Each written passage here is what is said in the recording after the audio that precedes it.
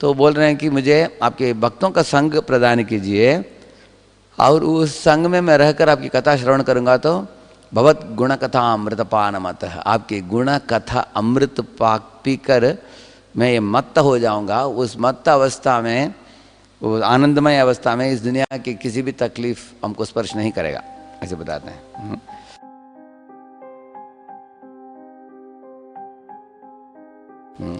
जैसे एक माता जी थी, उनको बुखार था, तो रात को जल्दी सो गई। बेटा आया स्कूल से, पिताजी थे, पिताजी ने बातचीत की, फिर भी बच्चे का बहुत घनिष्ठ संबंध है माता के साथ। उसको रात को लगा कि हम बात नहीं कर पाए, तो सुबह बच्चे को निकलना था स्कूल के लिए, तो उसको 6-6:30 बजे निकलना था, कुछ तो जल्दी स्कूल के लिए। देखा माँ के पास गया, माँ अभी भी सो रही थी, बुखार बहुत था, 102-103 डिग्री फ़ारेनहीट। पिताजी ने बोला माँ को डिस्टर्ब मत करो, तुम स्कूल के लिए निकल जाओ।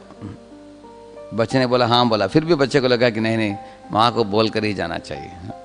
तो जाकर थोड़ा माँ को ऐसे हिलाया, तो माँ की बुखार तो बहुत थी, शरीर में बहुत तकलीफ थी। ऐसे लगा कि मानो सैकड़ों सुई लेकर कोई ऐसे दबा, शरीर के ऊपर दबा रहे हो, ऐसे लगा उनको। बहुत तकलीफ, दर्द भी था, बुखार भी था। लेकिन बच्चा जो अच्छा यूनिफॉर्म पहन लिया है, टिफ़िन बॉक्स ले लिया है, स्कूल जाने के लिए तैयार है। जब माँ को उठा दिया उसने, माँ ने देखा बच्चे को, तुरंत बच्चे की प्रेम के कारण माँ के चेहरे में बड़ा मुस्कान आ गया। तो तुरंत अपने बच्चे को एक आलिंगन दिया उन्होंने, और सर सूंघने लगी। उसके बाद बच्चे को बोले ठीक है बेटा, बस जाकर आओ स्कूल। तो आप देखेंगे माँ के पास बुखार होने के बावजूद भी बच्चे के सामने अपने तकलीफ को प्रकट नहीं करती वो। क्यों? क्योंकि बच्चे के प्रेम के बीच में माँ अपने बुखार को भी भूल जाती है वो। ऐसे ही भगवान के भक्तों को किसी भी तकलीफ की कठिन परिस्थिति में भी डालो, भगवान के भक्त बहुत भगवान की नाम रूप गुण लीला इत्यादि के परम आनंद में डूबे रहते हैं। ये ऐसे तो मैंने अभी इनका बोला, प्रहलाद का बोला मैंने, ऐसे ये भी बोलते हैं ध्रुव महाराज भी। नेश्ये भवद गुणकथाम मृतपान मत्तः, ऐसे बताते हैं।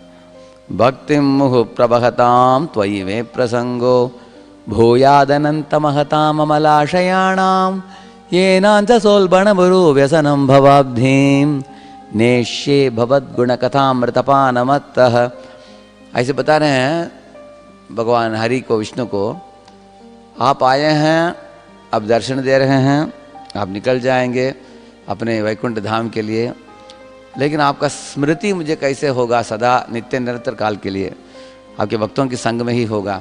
तो बोल रहे हैं कि मुझे आपके भक्तों का संग प्रदान कीजिए, और उस संग में मैं रहकर आपकी कथा श्रवण करूँगा तो भगवत गुण कथा अमृतपान मत, आपकी गुण कथा अमृत पाक पीकर मैं ये मत्त हो जाऊँगा। उस मत्त अवस्था में, वो आनंदमय अवस्था में इस दुनिया की किसी भी तकलीफ हमको स्पर्श नहीं करेगा, ऐसे बताते हैं। इस तरह इधर देख रहे हैं, इधर विप्रम मृत्योर अमुमुछन। तो हम लोग रोज इस तरह भागवत कथा पढ़ते जाएंगे, श्रवण करते जाएंगे, धीरे धीरे हम अमृतत्व को प्राप्त कर लेंगे। हम अमृतत्व ऐसा एक प्लेटफॉर्म है, एक स्थिति है जिसमें आप समझ लेते हैं कि ये भौतिक दुनिया जो क्षणभंगुर है, इसमें अस्थिरता है, उसको छोड़कर हम एक अमृतत्व को प्राप्त करेंगे, जिसमें आप देखेंगे कि भगवान की कथा में एक शाश्वत काल का अनुभव भक्त कर सकता है, और एक शाश्वत आनंद का भी अनुभव कर सकता है भक्त। और भगवान के नाम रूप गुण लीला वर्धन होते जाते हैं। भगवान के व्यवहार, भगवान की लीलाएं, जैसे अभी पढ़ रहे हैं अजामिल कथा ऐसे। तो इसलिए भक्त लोग भागवत का श्रवण करके भौतिक स्तर से ऊपर उठ जाएंगे। तो वही भागवत कथा का मूल उद्देश्य है। भगवान हमको 3 गुणों से ऊपर उठाकर विशुद्ध सत्व में लाकर अपने धाम में ले लेंगे, जिधर सदा नित्य निरंतर काल के लिए आनंद का वर्धन होता है, सेवा का वर्धन होता है।